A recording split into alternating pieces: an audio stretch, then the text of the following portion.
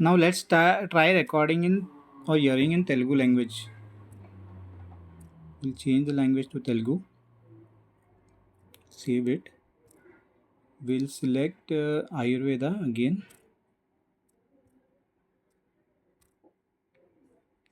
and let's try asking the question. నా వయస్సు 45 ఏళ్ళు. నాకు తీవ్రమైన అజీర్ణ సమస్య ఉంది. నమస్కారం, నేను ధ్వని. నేను మీ కృత్రిమ మేధస్సు ఆధారిత జ్ఞాన మార్గదర్శిని. మీరు ఎలా ఉన్నారు?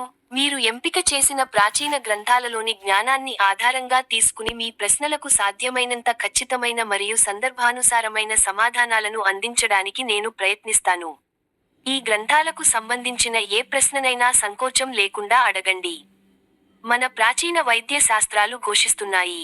45 ఏళ్ల వయస్సులో జీర్ణక్రియ మందగించడం అనేది ప్రకృతి సిద్ధమైన మార్పు అయినప్పటికీ, దానిని సరైన జీవనశైలితో అదుపులో ఉంచుకోవచ్చు. అష్టాంగ హృదయంలో ఆహార నియమాల గురించి ఒక గొప్ప సూత్రం ఉంది. శ్లోకం: మాత్రావదర్శనం విద్యాత్, సార్వకాలం ప్రయత్నత, మాత్రాశీహ సర్వదా భోజ్యం, తన్మూలం బలమాదిశేత్. అష్టాంగ హృదయం సూత్రస్థానం నుండి వివరణ. ఈ శ్లోకం యొక్క అంతరార్థం ఏమిటంటే, ఆహారాన్ని నిర్ణీత పరిమాణంలో మాత్రావత్ మాత్రమే స్వీకరించాలి. మీరు తీసుకునే ఆహారం జీర్ణశక్తికి అనుగుణంగా ఉండాలి. మీ సమస్య నివారణకు ఈ క్రింది సూచనలను పాటించండి. 1. ఆహార పరిమాణం. మీ ఆకలిని బట్టి, జీర్ణాశయంలో 4వ వంతు ఖాళీగా ఉంచేలా ఆహారం తీసుకోండి. కడుపు నిండా తినడం వల్ల అగ్ని, జీర్ణశక్తి మందగిస్తుంది. 2. కాలం మరియు ఋతువు. చరక సంహిత ప్రకారం, ఆహారం సమయపాలనతో తీసుకోవాలి. పాత ఆహారం అరిగిన తర్వాతే మళ్లీ భుజించాలి. దీనినే జీర్ణే భుంజీత అంటారు. 3. ఆహారపు అలవాట్లు. ఎప్పుడూ వేడిగా, తాజా పదార్థాలను మాత్రమే స్వీకరించండి.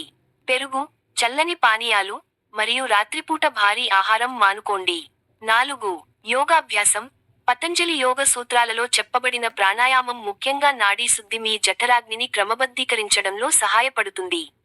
మానసిక ప్రశాంతత లేకపోతే జీర్ణక్రియపై ప్రభావం పడుతుందని భగవద్గీతలో యుక్తాహార విహారస్య అధ్యాయం 6, శ్లోకం 17 అని చెప్పబడింది. అంటే, ఆహారంలో మరియు విహారంలో సమతుల్యత పాటించేవాడికే దుఃఖనాశనం సాధ్యం.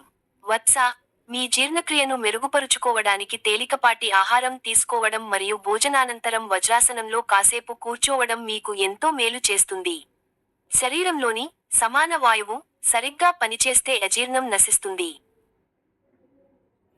I hope it answered in a comfortable, understanding, and scientific way because I could understand a single word out of it. So, my Telugu friends can comment and tell me how was the answer.